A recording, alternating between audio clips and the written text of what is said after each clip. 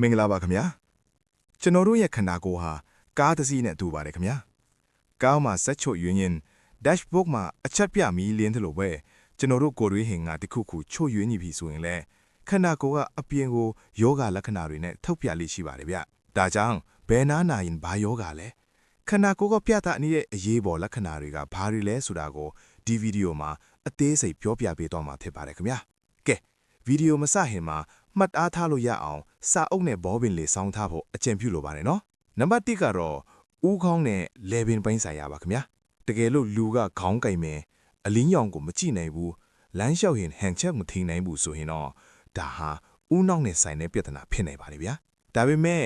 ခေါင်းကမူးနေတယ်အင်္ဂတွေဂျာနယ်တွေလေနေသလိုခံစားရတယ်ဆိုရင်တော့ဦးနှောက်ကြောင့်မဟုတ်ပဲနားအတွင်းပိုင်းချူရွန်းတာကြောင့်ဖြစ်တတ်ပါတယ်ခင်ဗျာလေပင်မှာတော့အပြင်ဘက်ကနာရင်ကြွတ်သားပြဿနာပါဗျာဒါပေမဲ့လေပင်အတွင်းပိုင်းကစူးနေတယ်အစာမျိုးရခက်တယ်ဆိုရင်တော့အစာရည်မျိုးပြုံးပြဿနာဖြစ်နိုင်ပါတယ်နော်နောက်တစ်ခုကဇက်ကြောတွေတက်ပြီးခေါင်းကြီးအုံနေရင်တော့သွေးတိုးသို့မဟုတ်ဇက်ကြီးပေါင်းထတာထင်နိုင်ပါတယ်ခင်ဗျာ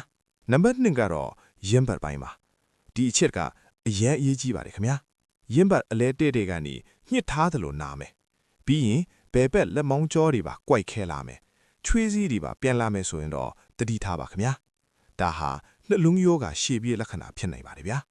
တကယ်လို့ရင်ဘတ်အလဲကပူတာလီတက်တာနည်းနည်းစားလိုက်တာနဲ့ဘိုက်ကဲတာမျိုးဆိုရင်တော့အစာရင်ပြဿနာဖြစ်ဖို့များပါတယ်ခင်ဗျာ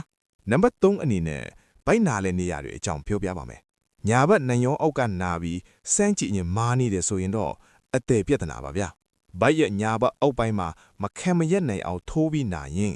ဥအတက်ရောင်တာပါခင်ဗျာချက်ပတ်ပိုင်းတစ်ဝိုက်မှာနာရင်တော့ဥလန်းကြောင်းပြဿနာဖြစ်ပြီးဘဲဘက်အပေါ်ပိုင်းကနာရင်တော့မုံချူကြီးအိတ်ရောင်တာဖြစ်နေပါတယ်နော်နံပါတ်4ချက်ကတော့ခါနာခြင်းပါခင်ဗျာ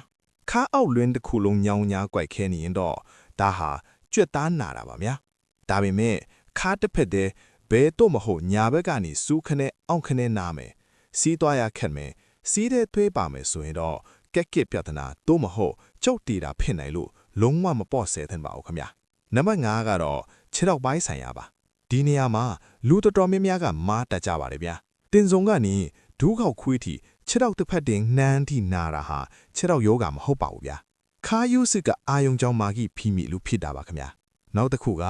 ခြေထောက်တွေဖောယုံနေမယ်လက်နဲ့ဖိလိုက်ရင်ပြန်မကြွလာပဲခြုံဝင်ကြံဟဲ့မယ်ဆိုရင်တော့ကက်ကစ်ပြဿနာသို့မဟုတ်နှလုံးအားနေတာဖြစ်နေပါတယ်နော်နောက်ဆုံးချက်ကတော့ချက်ဖွားတွေပူဆက်ပူလောင်မယ်ထုံကျင့်မယ်အဲ့နဲ့ထိုးတယ်လို့ခံစားရမယ်ဆိုရင်တော့ဒါဟာအာယုံကြောင့်အားနေတာဖြစ်ပြီးအဓိကကတော့စီးကြိုကြောင့်ဖြစ်လေရှိပါတယ်ခင်ဗျာဟုတ်ကဲ့ပါခင်ဗျာအခုပြောပြခဲ့တဲ့လက္ခဏာတွေထဲမှာတစ်ခုခုကိုကိုယ်တိုင်ခံစားနေပြီဆိုရင်တော့ပေါ့ဆယ်မနေပဲနားတဲ့တက်ကျွမ်းတဲ့ဆရာဝန်နဲ့အမြင်ဆုံးပြတာဖို့အကျဉ်းပြုလိုပါတယ်ဗျာကျွန်တော်တို့ page မှာဒီလိုမျိုးကျဲမာရေးနဲ့ပတ်သက်တဲ့ဗဟုသုတတွေကိုနေ့စဉ်တင်ဆက်ပေးသွားမှာမို့လို့ YouTube channel ကို subscribe လုပ်ပြီး Facebook page ကိုလည်း follow လုပ်ထားပေးကြဖို့မြစ်ပါရောက်ခံချင်းပါတယ်ခင်ဗျာအားလုံးပဲယောဂဘေးအကင်းဝေးပြီးကျဲမာကြပါစေခင်ဗျာ